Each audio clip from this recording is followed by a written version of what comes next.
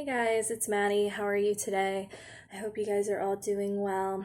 I'm doing pretty good today myself. Went and saw a movie with some of my friends and we hung out for a little bit of the day, got some breakfast, and it was just a good day. Um, so by clicking on this video, you've obviously seen the title and should be pretty obvious that it's going to be a little bit more of a serious video.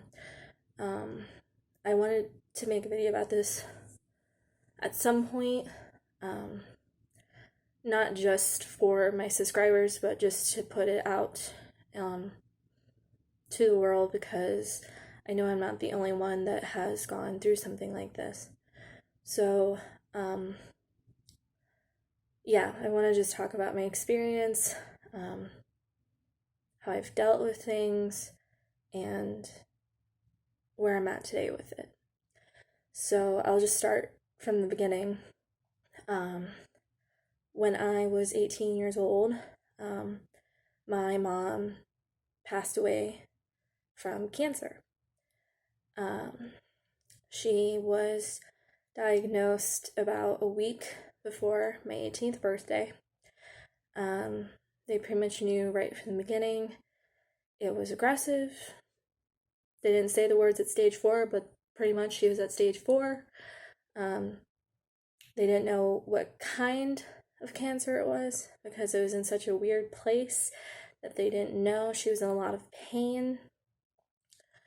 And pretty much from there, they just said it's aggressive and we need to start treating this almost pretty much immediately.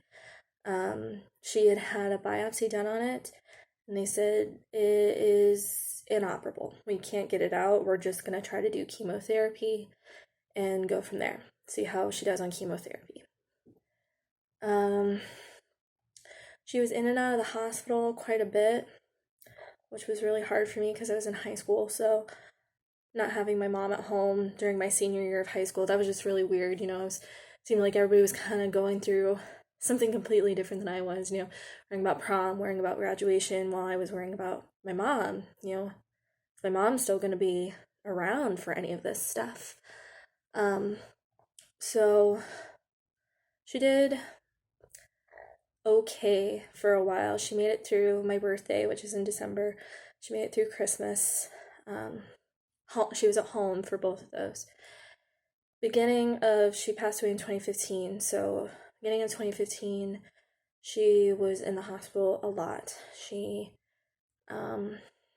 just was in a lot of pain, and pretty much as soon as she would get home from the hospital, she'd be rushing back to the ER because she was in so much pain. The pain medications that they tried to give her to take orally just wouldn't cut it. She needed the highest strength that they had. So it was really hard for me. And I've talked to other people older and younger, who've watched their parents go through something like that, and just seeing them in pain, it really gets to you. And it's something that still haunts me a lot.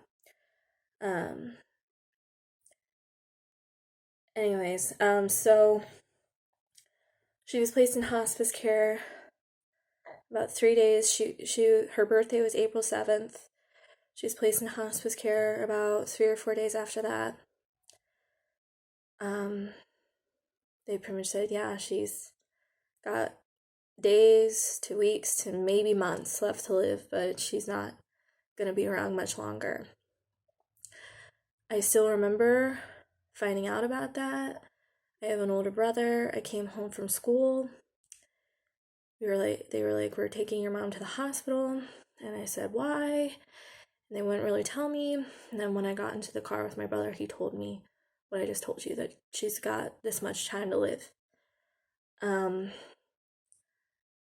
think for me, when I was going through this, I thought she was going to get better, even though she hadn't responded to treatments and she was in so much pain. It's just, you just think she's going to get better.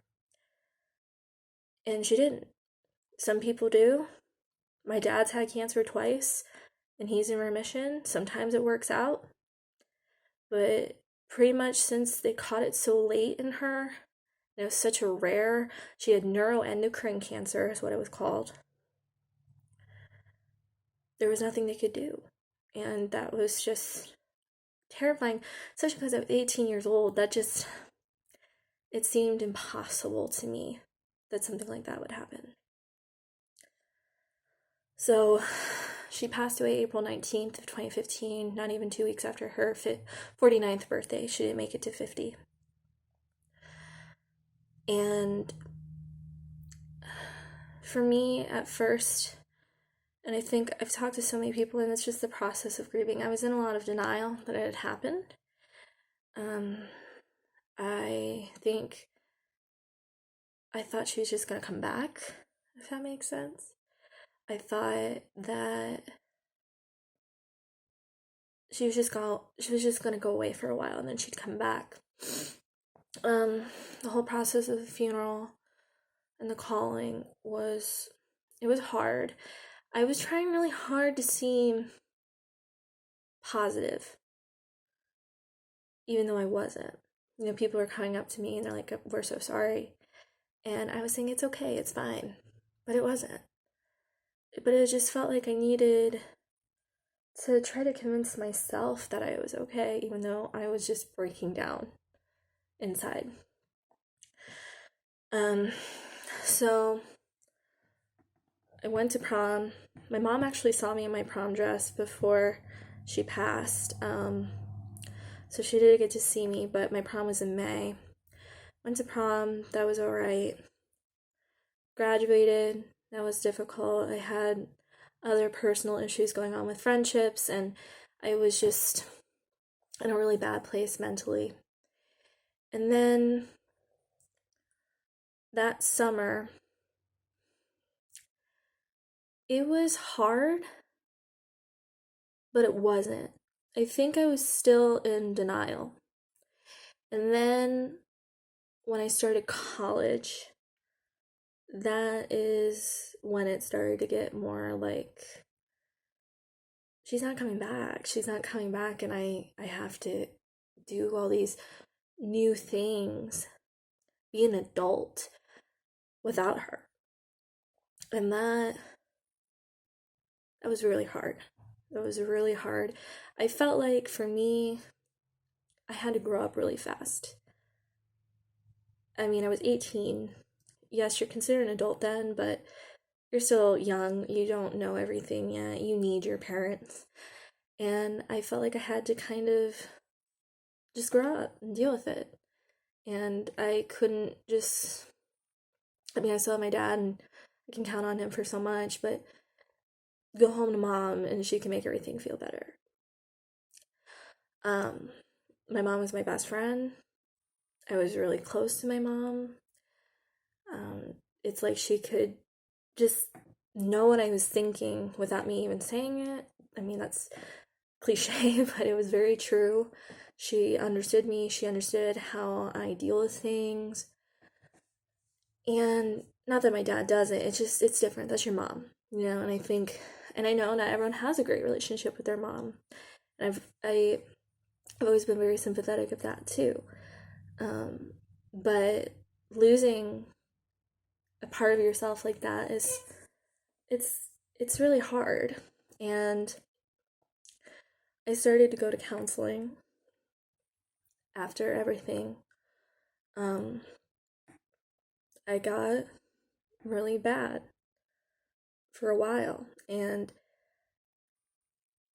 I honestly wish I would have started seeing a counselor sooner than I did.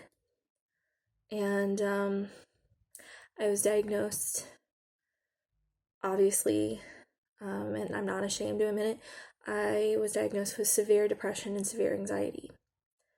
I had panic attacks. I would have panic attacks almost anywhere. I have a fear of isolation and abandonment. I have abandonment issues. I have PTSD. I have health anxiety. I worry about my own health now. Everything is a symptom to me, and I'm convinced I'm going to get something like that. That's perfectly normal. And that's why I wanted to make this video, because I know there's other people out there. young and old, who are going through this too. And you need to know you're not alone in this process. It's scary to me because I've known, after my mom died, former classmates. I had, about a year after my mom died, one of my classmates' dads died. Recently, a classmate's mother passed away. She had pancreatic cancer. I had another friend whose dad died. I mean, it happens, and it's scary that it happens, but it does. And it's like this thing that nobody wants to talk about. You know, like, I have no problem talking about my mom, and I'd rather just talk about her, you know, not necessarily always the bad things. I think sometimes people think, oh, if you bring her up, it's going to make her upset. No, I'd rather keep her memory alive, if that makes sense. I'd rather acknowledge the good and the fun times that I had with her, because I can't forget her. 5 years out, it'll be 5 years this year. Do I believe it's been 5 years? Sometimes. Other times it feels like it just happened. Other times it feels like it's been 10 years that it's happened, since it's happened. Because I had to start living a new life in a lot of ways. My dad and I called it the new normal. This is our new normal. And, you know, it's going to be hard. It was hard at first, not having her here. And that was really hard. We moved.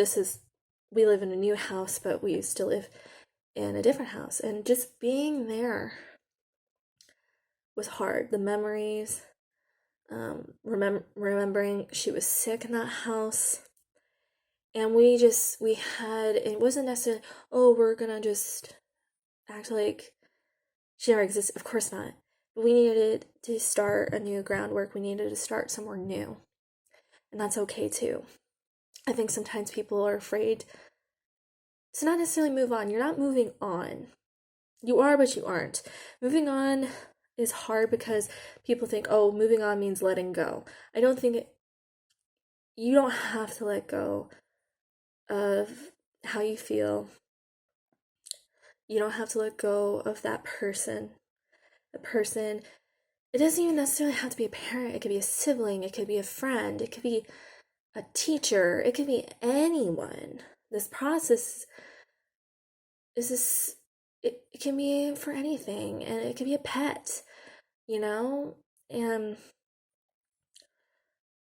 for me, 5 years out, I'm still sad. I'm still sad that it happened. Do I deal with it a little bit better? I think so. I'm able to rationalize more. Back in high school when I was 18, no, I couldn't. And if you're 18 and you're going through this and you're watching this by chance, it's okay. It's okay to feel like you're kind of going a little crazy and you don't know what you're gonna do. And that this isn't okay. It's not okay. And I used to tell people it was okay, but it's not. And I know that now. Don't convince yourself that you have to be okay for anybody. I still say that to people. I don't have to be okay. You know, it's kind of like people will say this, are you okay? You know, if I'm upset, are you okay? You don't have to be okay. It's okay to not be okay. And I think accepting that early on in this process is the best thing you can do. Now, I don't believe that you should live in a way where you're in a deep hole and never going to come back out. Because trust me, I've been there. I didn't want to be around anybody. I didn't go out. I'm one of those people which I would stress eat. Stress eating is not good. I gained a lot of weight because of that. I still at times do it, and I'm trying to get better at it. I'm trying to cut back on doing that because it's not good. You can start doing unhealthy behaviors and don't allow yourself to do that. You have to take care of yourself. It's very important, taking care of yourself while you're going through this, because I think I'll get a drink here real quick, sorry.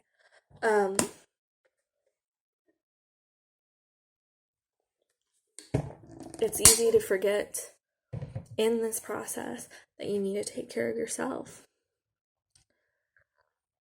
I know that it's hard, and it's hard to want to get up and do anything and face a world without that person, face the world.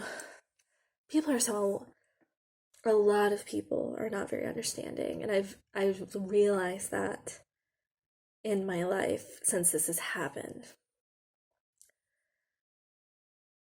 You have to be your own best friend through this. It is hard. It's gonna be hard. And there's gonna be days you aren't your own best friend. You're not gonna wanna listen even yourself say, look, I need to get out of bed. I need to take a shower. I need to eat something. But, and this is what I do, and you can do it if you feel comfortable. Think of what that person who you're grieving would tell you in this situation. And would you want them to... I'm so sorry, somebody messaged me, my friend's sick, and she's just letting me know what's going on with her. As I was saying, do it for them. They don't want you, I can almost guarantee you, they do not want you to not take care of yourself. They don't. They would want you to... They know you're sad. They know you're sad. But they would want you to try to take it one day at a time, breathe, and keep going. You know, mental health, it's scary, you know, when you have mental health. Sorry again. She's someone that I'm not even gonna bother moving it. Just and seek help. Ask for help if you need it. There are plenty and plenty.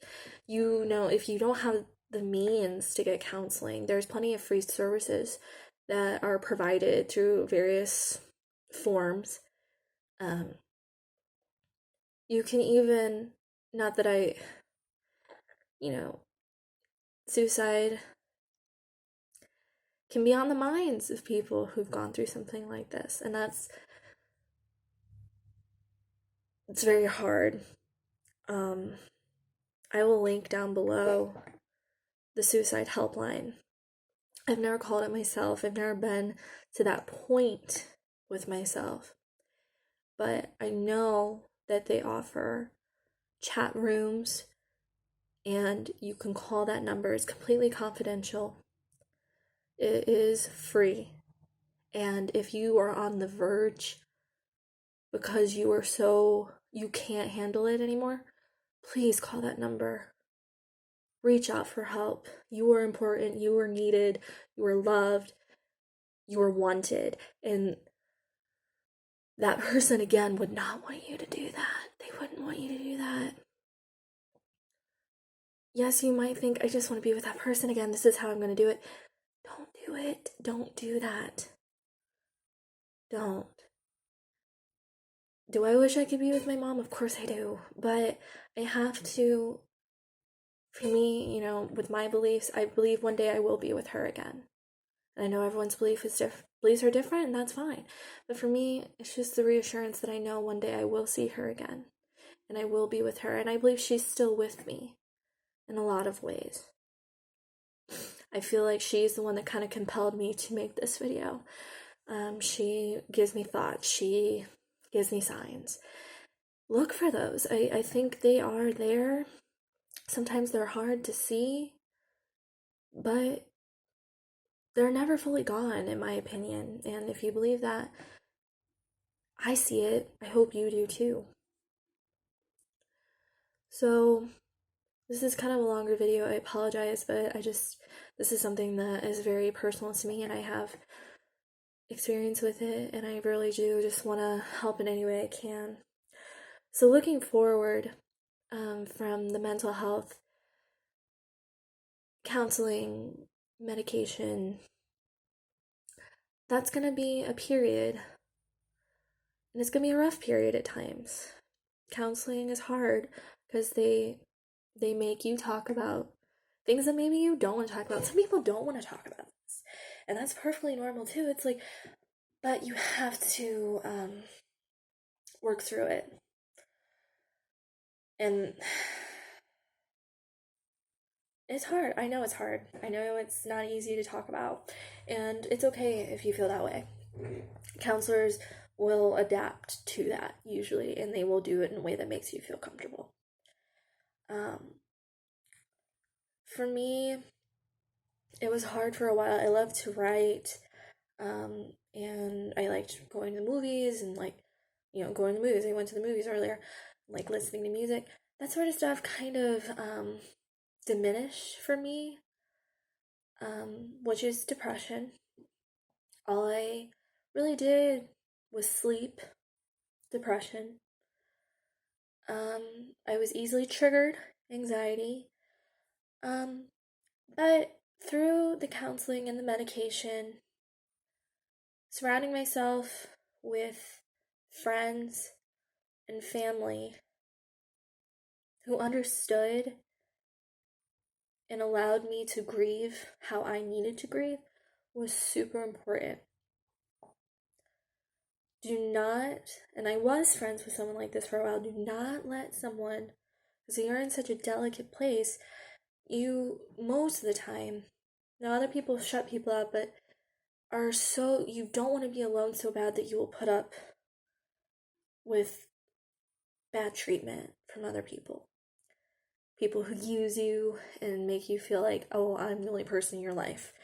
That's a mentally abusive sort of situation, in my opinion. Don't allow yourself to be around people like that.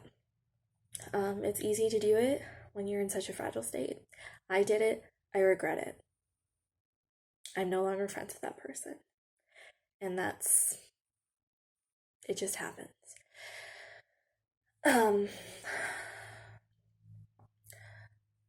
Slowly, sorry, this person, slowly allow yourself,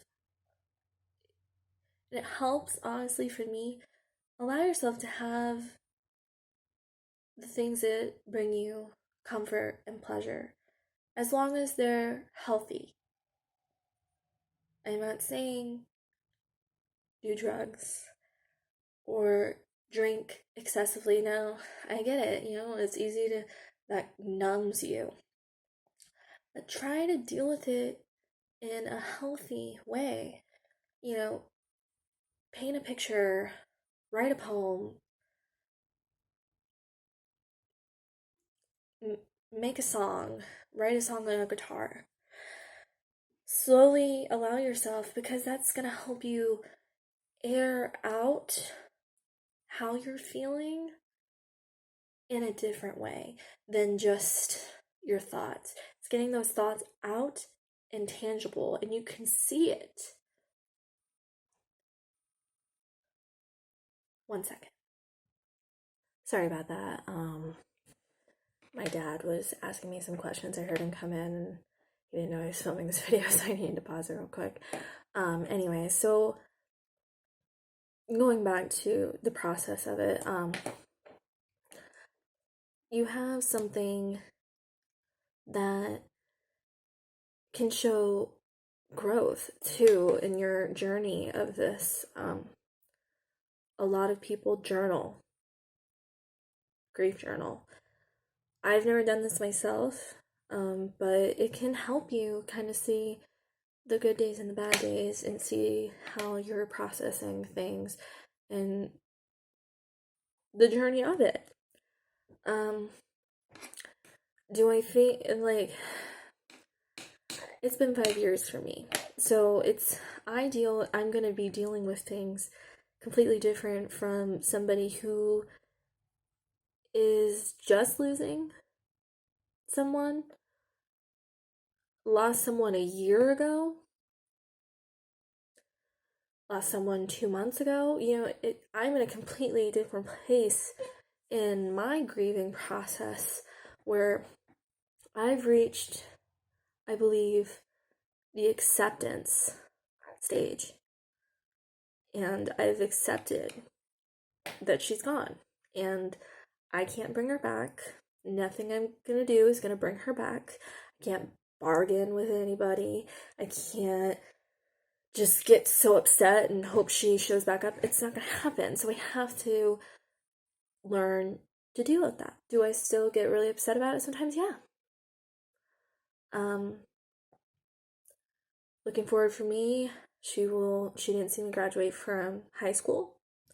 She will not see me graduate from college. If I get married, she won't be there. Well, she'll be there in my mind, she'll be there in a different way, but she won't physically be there. That in of itself can be a lot. If I have kids, I can talk about her, but she won't be here. And that was very similar to when I was young. My dad's mom passed away when I was only 3.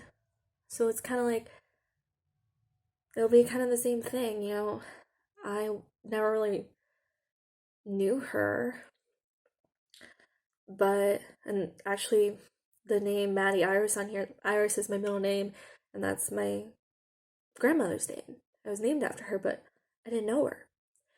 So it's just the process of it all, I think, and it's just dealing with it as it comes. Take it day by day.